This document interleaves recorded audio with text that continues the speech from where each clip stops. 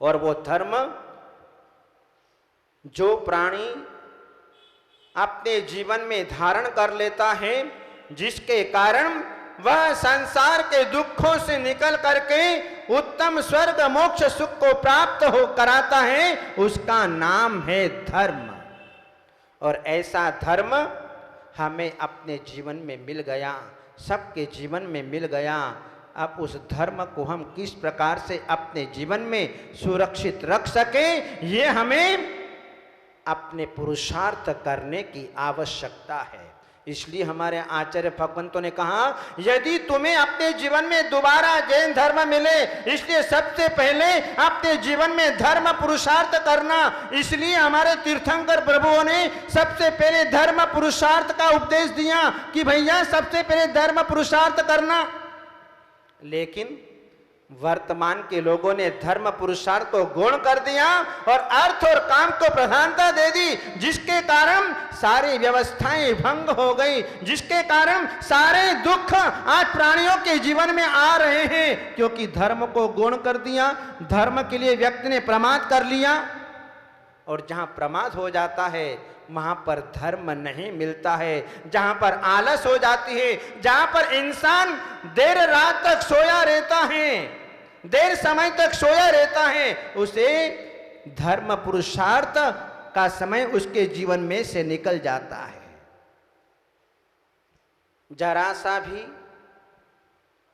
हमारे जीवन में कमी हुई, समय का उल्लंघन किया तो ट्रेन चली जाती है, प्लेन उड़ जाती है, बस निकल जाती है। यदि हमने धर्म का समय ऐसे ही बिता दिया तो हमारे हाथ में कुछ भी लगने वाला नहीं है। धर्म के बिना मनुष्य सुशोभित नहीं होता। जिस प्रकार से मंत्री से रहित राज्य, शस्त्र से रहित सेना, गंध से रहित पुष्प, परमात्मा से रहित मंदिर सुशोभित नहीं होता है, उसी प्रकार से धर्म के बिना मनुष्य सुशोभित नहीं होता है।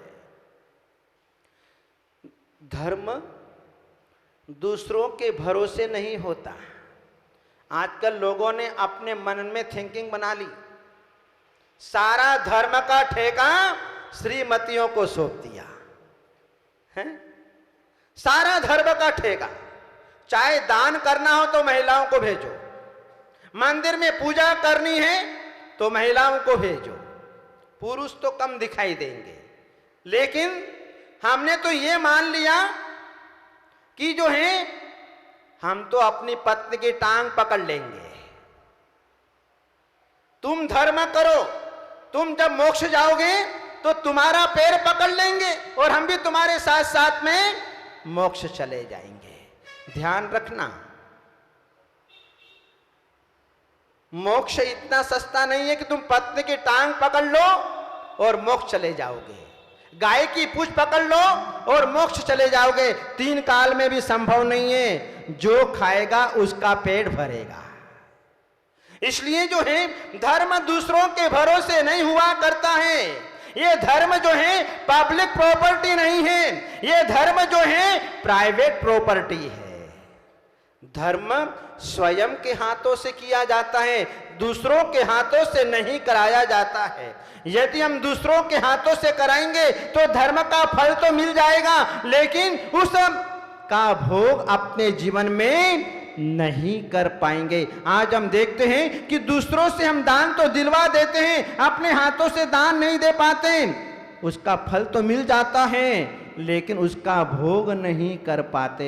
हमारे सामने सारी भोग सामग्री रखी हुई है, 56 प्रकार की भोग सामग्री रखी हुई है, और जो है सारे घर के लोग, परिवार के लोग अच्छा अच्छा हलवा खा रहे हैं, रबड़ी खा रहे, रसगुल्ला खा रहे, गुलाब जामुन खा रहे, लेकिन मैं देख रहा हूं सबको, क्योंकि मुझे डॉक्टर ने मना कर दिया कि तुमको तो केवल मूंग की दाल का पानी ही पीना है। अब सोचो, हमने दान तो बहुत दिया, उससे संपत्ति मिल गई, लेकिन उस संपत्ति का भोग अपने जीवन में नहीं कर पा रहे हैं। एक ही परिवार में मुखिया जो है वह नरकगामी हो जाता है और पत्नी स्वर्ग की अधिकारी बन जाती है और बेटा जो है वह मोक्ष का अधिकारी बन जाया करता है। लंका नरेश को देख लो, रावण नरक चला गया, मंदोदरी स्वर्ग में चली गई और बेटा इंद्रजीत मोक्ष चला गया। जिसका किया हुआ जिसके साथ में ही जाएगा। पत्नी ने धर्म किया तो पत्नी के साथ में, बेटे ने धर्म किया तो बेटे के साथ में, माँ बाप ने धर्म किया तो माँ बाप के साथ में, लेकिन उसका फल हम नहीं भोग सकते। जिसका किया हुआ जिसके साथ में ही जाएगा। इसलिए जो है धर्म स्वयं को करना चाहिए, धर्म किसी के भरोसे नहीं होना चाहिए। बंधुओं, आज हम देखते हैं कि वर्तमान के अंदर हमें धर्म का फल मिल जाए, पर हम धर्म करना तो चाहते नहीं, पुण्य करना तो चाहते नहीं, और मुझे पुण्य का फल मिल जाए ये कभी संभव नहीं है। कभी संभव है? कभी संभव नहीं है कि हम तो जो है बीज तो डाले गेहूं का और मैं सोचूं कि मुझे जो है मक्का मिल जाए, कभी भी संभव नहीं है। आपने जैसा बीज डाला वैसा ही फल मिलेगा। यदि आपने धर्म किया है तो धर्म का फल मिलेगा, यदि अधर्म का बीज डाला और मुझे धर्म मिल जाए तो 3 काल में संभव नहीं। इसलिए जो है धर्म हमें जो है स्वयं के द्वारा करना चाहिए। धर्म हमेशा साथ में रहना चाहिए। ऐसा नहीं कि 24 घंटे में 1 घंटा मंदिर में आकर के बैठ गए, भगवान की पूजा कर ली, जय जय नाथ परम गुरु हो, तालियां बजा ली। वो धर्म नहीं, वो धर्म नहीं। ये तो धर्म का साधन है, ये मंदिर धर्म का साधन है, धर्म का आयतन है। हमें जो 23 घंटा पाप करने का लाइसेंस मिल गया ना, 1 घंटा धर्म ध्यान कर लिया और 23 घंटा पाप कर लिया, हमें धर्मात्मा का लाइसेंस मिल गया। भूल में मत रहना। धर्म किसका नाम है? धर्म केवल एक थाली से दूसरे थाली में द्रव्य चढ़ा देना, उसका नाम धर्म नहीं है। धर्म उसका नाम है कि द्रव्य चढ़ाते समय हमारे मन में जो आनंद आया उसका नाम है धर्म। ऐसा धर्म मिलना बहुत मुश्किल होता है। हम भक्तामर का विधान तो कर रहे हैं, लेकिन ठंडे ठंडे दिल से, ठंडे ठंडे मन से, उदास मन से। जहां चेहरा उदास होता है तो मक्खियां भी बैठना पसंद नहीं करती हैं। तो परमात्मा कैसे हमारे पास में आ जाएगा? परमात्मा इतना सुलभ नहीं है, धर्म इतना सुलभ नहीं है, धर्म बहुत महंगा है। धर्म जब करें तो आह्लादित होकर के, प्रसन्न चित्त से। जब हम परमात्मा के दर्शन करने के लिए आते हैं तो हमारे चेहरे पर प्रसन्नता दिखनी चाहिए। और जब मंदिर से बाहर निकले, पूजा करके बाहर निकले, अभिषेक करके बाहर निकले, स्वाध्याय करके बाहर निकले, तो हमारे चेहरे पर प्रसन्नता होनी चाहिए। बाहर से आने वाले लोगों को लगना चाहिए ये भगवान का भक्त, ये भगवान का भक्त पूजा करके आ रहा है। आज इसके चेहरे पर कितनी प्रसन्नता है। और चेहरा लटका लटका करके जाएंगे तो क्या कहेंगे लोग? हैं? क्या कहेंगे लोग?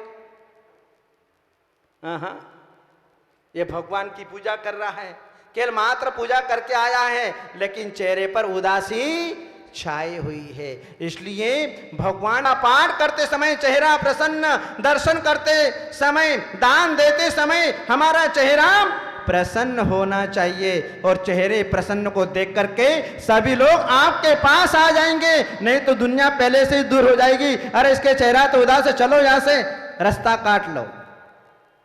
इसलिए धर्म करते समय प्रसन्नता होनी चाहिए। हमारा मन प्रसन्न होगा तो वो आनंद हमारे भीतर उत्पन्न होगा। धर्म हमेशा साथ में रहना चाहिए। ऐसा नहीं केवल मंदिर में आए तब तक हमारे साथ में धर्म, हम दुकान पे बैठे हुए हैं धर्म हमारे साथ में, परिवार के बीच में बैठे हुए हैं, मार्केट में जा रहे हैं, कहीं बाहर जा रहे हैं, धर्म हमारे साथ में होना चाहिए। जैसे आज के वर्तमान के समय में हर इंसान के पास में 24 घंटे मोबाइल अपने पास में रहता है। बिना मोबाइल के इंसान नहीं रह सकता, बिना वस्त्रों के इंसान नहीं रह सकता, बिना पेट के इंसान नहीं रह सकता। 24 घंटे हमारे साथ में धर्म रहना चाहिए। राम की तरह, पांडव की तरह, सीता की तरह, द्रौपदी की तरह, अंजना की तरह। लेकिन हम क्या करते हैं, जब धर्म को धारण करने की बात आती है, कोई त्याग व्रत लेने का अवसर आता है, कोई नियम लेने का विषय आता है, तो हम क्या कहते कि महाराज बाहर की छूट है, बाहर की छूट। अरे भैया, बाहर तो ज्यादा धर्म की आवश्यकता है। तुम घर में तो नियम का पालन नहीं करोगे तो चल जाएगा, लेकिन बाहर तो ज्यादा जो है धर्म की आवश्यकता है। क्योंकि जहां तुम्हारा कोई परिचित नहीं है, अनजान देश में चले गए, वहां तुम्हारी रक्षा कौन करेगा? महावीर जी, कौन रक्षा करेगा? हैं? कौन करेगा? हैं? सुधीर हैं? कौन करेगा? हैं? पवन जी, कौन करेगा?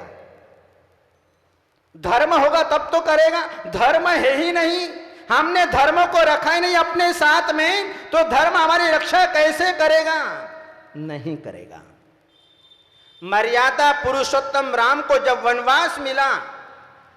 वनवास मिला तो उन्होंने अपने धर्म को अयोध्या में छोड़ करके नहीं गए। छोड़ा उन्होंने धर्म को, अपना धर्म अपने साथ में लेकर के गए, जिसके कारण जंगल के अंदर भी उनकी रक्षा हो गई। यदि राम के पास में धर्म नहीं होता तो राम अपनी रक्षा नहीं कर सकते थे, सीता अपनी रक्षा नहीं कर सकती थी। सीता ने अपने मन में अपने पति के प्रति कैसी भावना रखी, उस भावना का प्रतिफल उन्हें अपने जीवन के अंदर मिला।